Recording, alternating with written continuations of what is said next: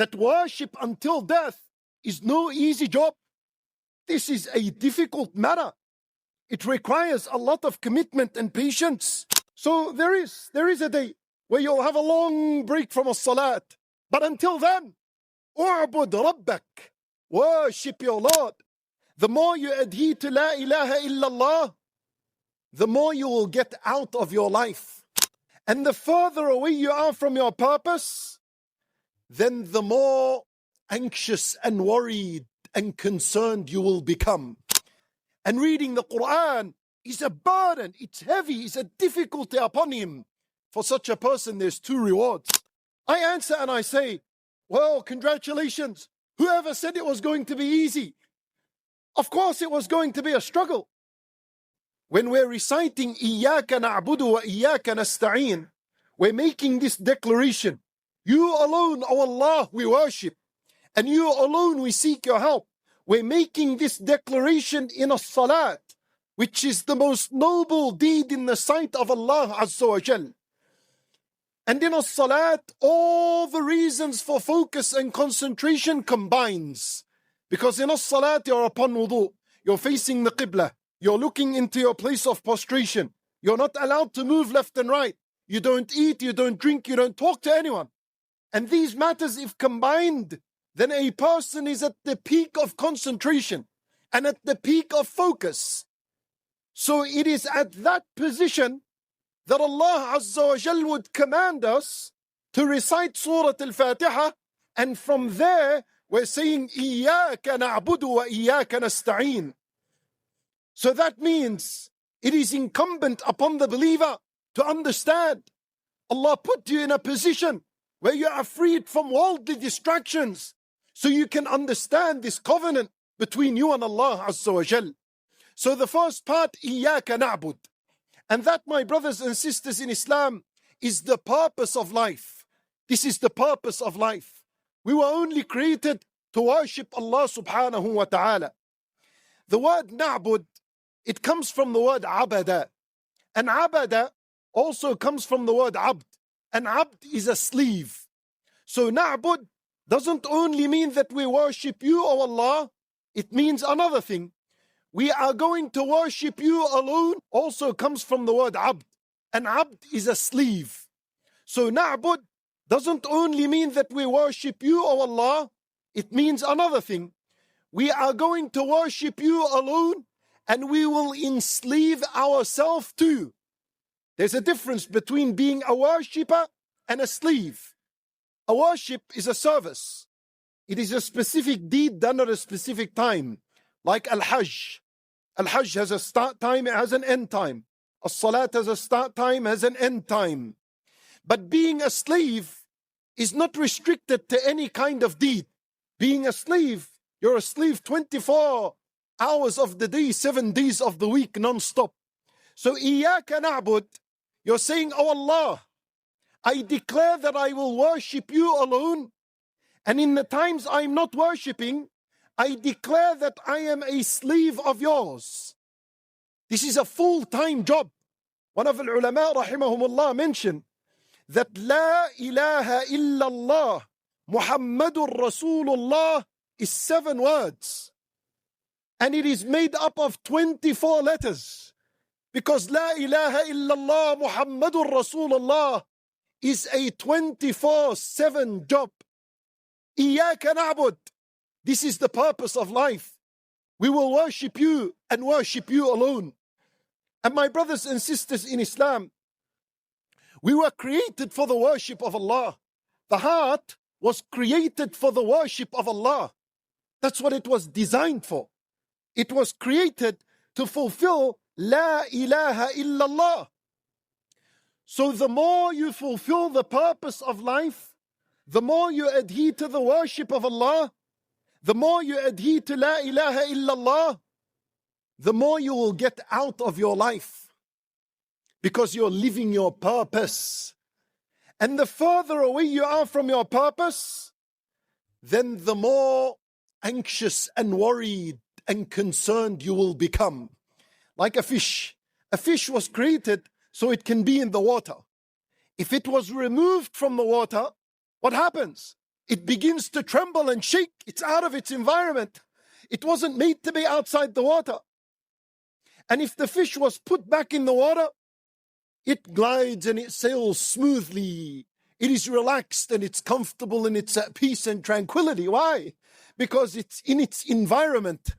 And in the same manner, the human being, when you are in an environment of iman, in an environment of worship, when you hear the call to as-salat, you pray. When Ramadan commences, you begin. When Al-Hajj is called and you finally have the means, you go. When it's the morning, you make dhikr of Allah. When it's the evening, you make the dhikr of Allah Azza wa Jal. When you're consistently in that environment of worship, you're like that fish in the ocean. Your heart is at peace, tranquil, and things are good. And if you are away from worship and you decide to turn away, abandon as-salat, abandon al-hijab, abandon the fasting, and abandon the many types of worships that we have, then you have chosen to be that fish outside the water. The anxiety you get, and the worry and the concern and the troubles and the shakes and the tribulations are because of what your hands has done. You brought this situation upon yourself. Iyaka na'bud, you alone we worship. The heart was created for worship. For la ilaha illallah, Muhammadur Rasulullah. My brothers and sisters in Islam, Iyaka na'bud. Na'bud is a present tense. And present tense in the Arabic language, it implies continuity. Yani Iyaka na'bud means, oh Allah, we will continuously worship you and enslave ourselves to you. This is not a matter of today and tomorrow and then I'll take a break and then after that I'll jump back on. Na'bud, continuous. The question is, until when? Until when are we going to continuously worship Allah? Allah Azza wa Jalla, He said in Surah Al-Hijr, وَاعْبُدْ رَبَّكَ حَتَّى يَأْتِيَكَ الْيَقِينَ. Worship your Lord until certainty reaches you.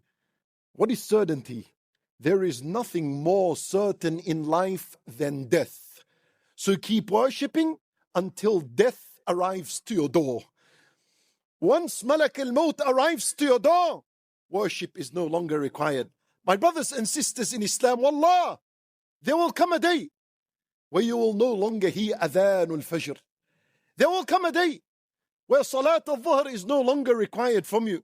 Wal-asr is no longer required. Fasting Ramadan is no longer required. Dressing Islamically is no longer required.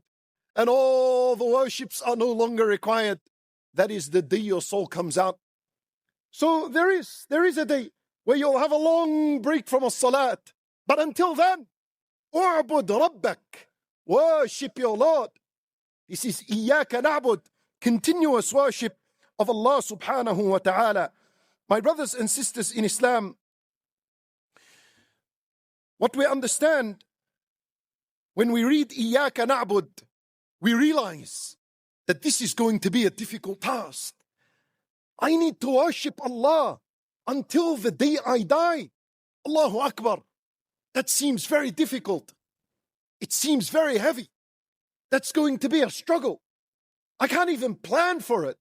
If I wanted to sit and think, am I going to pray 5 daily prayers until the day I die? Imagine I die at the age of 60 or 70 or 80.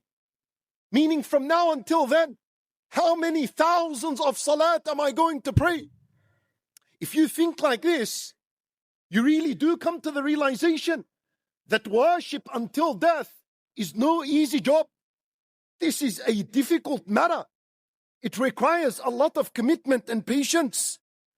So the idea is, how many people do we know that have given up on righteousness and given up on steadfastness and given up on as-salat and given up on al-hijab and turned to this worldly life and its desires and its glitters and its glamours and its distractions? How many people do we know? Right? What happened to them? They found worship a struggle and a burden. I can't do this. This is not for me. So they left al-Islam. And I ask, did that solve any of your problems? Did leaving Islam pay your debts? Did it solve your calamities? Did it get you married? Did it relieve you from the problems you had when you were in Islam? Well, it didn't do anything. It absolutely did nothing. So you abandon Islam, you've abandoned your purpose, it is going to bring you a lot more trouble in your life. So you realize this fact, that it's going to be a difficulty to continue to worship Allah. And my brothers and sisters in Islam, Allah Azza wa Jal chose for the Kaaba to be built in Mecca, in a rough terrain, rigid, sharp and jagged. No vegetation, no crops, no nothing. Why? This is to teach you and I that if the road to the house of Allah physically is a difficult one, then the road to Allah spiritually is also a difficult road. It's a difficult road. The Nabi sallallahu alayhi wa sallam, he says, حُفَّتِ الْجَنَّةُ بِالْمَكَارِهِ, that the paradise has been surrounded with hardships and difficulties. It is a struggle to make wudu every fajr and get up and pray. It's a struggle to pray 5 times a day. It's a struggle to continuously wear al-hijab every day when you come out of your house. It is a struggle to fast Ramadan every year. It is a struggle to give zakat every time. There is difficulty in these matters. Even when Allah spoke about worship, He used very big terminology and heavy words. He said, وَجَاهِدُوا فِي اللَّهِ حَقَّ جِهَادِهِ. He said, strive and struggle in the cause of Allah the way He deserves it from you. See the word, جَاهِدُوا. In Surah Al-Ankabut, Allah says, وَالَّذِينَ جَاهَدُوا فِينَا. Those who strived and struggled for us. See the words He uses? When Allah described the salat, He said, وَإِنَّهَا لَكَبِيرَةٌ. He said, indeed the salat is huge. It's a massive burden. إِلَّا عَلَى الْخَاشِعِينَ, of course, except upon those who have attained khushu' in their hearts. But otherwise it's going to be a heavy, difficult matter. If the Quran itself, Allah described it and said, إِنَّا سَنُلْقِي عَلَيْكَ قَوْلًا ثَقِيلًا. If the Quran itself, Allah described it and He said, O Messenger of Allah, we're going to reveal upon you a heavy word. Imagine, if the word is heavy, imagine then applying its laws and legislations. How heavy and difficult is that? And the worship of Allah doesn't only mean to obey His commands. It also means to keep away from the prohibitions. Keep away from az-zina. That's going to be difficult because the nafs desires woman. It desires the opposite gender. It's going to be difficult. That's also part of worship. Allah Azza wa Jal, Nabi sallallahu alayhi wa sallam, for example, when He described a man that gets up at night and makes wudu, He said, يَقُومُ مِنَ اللَّيْلِ يُعَالِجُ نَفْسَهُ إِلَى الطَّهُورِ. يُعَالِج. He fights and he struggles against himself to get this wudu going. Even when reading Quran, and Nabi sallallahu alayhi wa sallam said, وَالَّذِي يَتَتَعْتَعُ فِيهِ وَهُوَ عَلَيْهِ شَاقٌ لَهُ أَجْرَانِ. And Nabi sallallahu alayhi wa sallam said, the one who stutters when reading the Quran. See, Nabi sallallahu alayhi wa sallam acknowledged that even reading the Quran will be a difficulty. Then He said, وَهُوَ عَلَيْهِ شَاقٌ. And reading the Quran is a burden, it's heavy, it's a difficulty upon him. For such a person, there's 2 rewards. But the idea I'm telling you is that all these words about worship were very hard words, teaching you and I that the worship for Allah Azza wa Jal is indeed going to be a difficult matter. But my brothers and sisters in Islam, I get amazed at some people when they ask, brother, I'm struggling on the deen. I'm struggling to pray. I'm struggling to commit to al-hijab. I'm struggling. I answer and I say, well, congratulations. Whoever said it was going to be easy? Of course it was going to be a struggle. What did you think? What did you assume, yani? You assumed otherwise? You were wrong. You're now feeling a burden because you had a wrong understanding. Of course it's a struggle. Most definitely. There's a lot of blood and sweat and tears and pain and suffering. But I tell you something, see these words I used? Replace them all with the word sabr for Allah Azza wa Jal. Every worship you commit to and you feel pain and struggle, that's actually what sabr upon the worship looks like. And the people of the paradise only enter the paradise because of their sabr. That's it. Allah Azza wa Jalla, He says to the people of the paradise, He greets them, Salamun alaykum bima sabartum. Peace be upon you because of the patience you had. And patience is upon the worship of Allah. And you need patience when keeping away from sins and prohibitions. Yes, lowering the gaze requires patience. And that patience is rewarded for. Don't think that if you lowered your gaze, a moment of pleasure and satisfaction I just missed out on. But you took reward. That required patience. The woman that wore the hijab and came out of the house, and then the drops of sweat that rolled down her neck in the summertime while wearing this hijab and covering this body for Allah, these drops of sweat could be the reason for why they extinguished the fire for this woman. These are sweat, these are drops that are being rewarded for. Each one of them is being recorded. And that, my sister, is what patience upon the worship of Allah looks like. So don't leave your deen because it's difficult. Obviously it's difficult. Obviously there's a struggle. But the reward is great at the end. The reward is the paradise. The reward is meeting your Maker and your Creator and seeing Him subhanahu wa ta'ala. At that moment, every struggle you went through will feel like nothing.